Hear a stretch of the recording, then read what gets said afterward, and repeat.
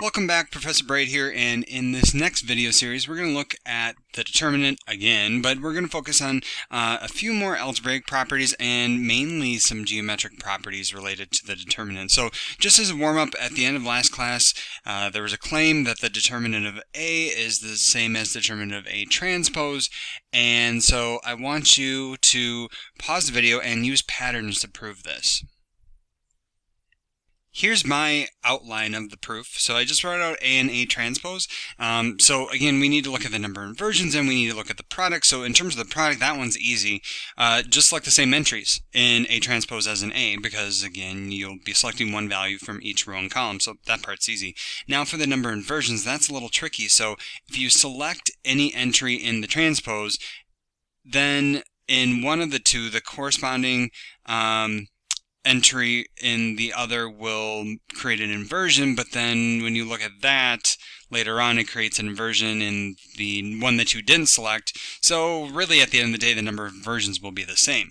So this is an outline, and again, you might need to provide some more of the technical details. Okay, so a nice algebraic property of the determinant to start off with, and then some follow-up properties here is that the determinant is linear in its rows and columns. So what does this mean? Well, if we look at the determinant of matrix A, where each entry is multiplied by k, then this is the same as just let me get a different color here.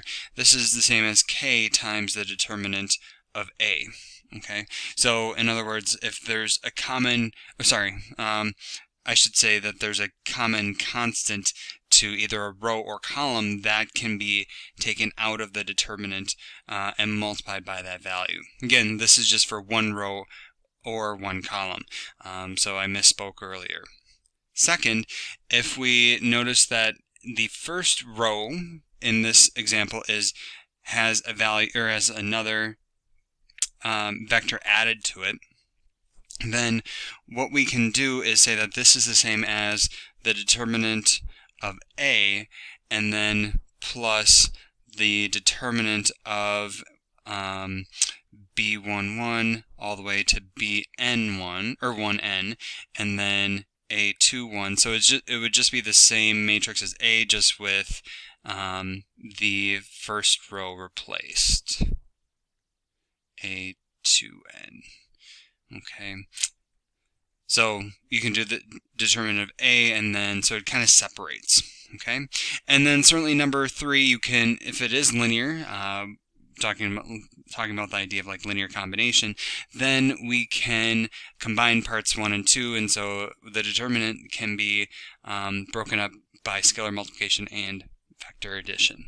Okay, so in the next video we're going to look at some additional properties and show some examples in there as well.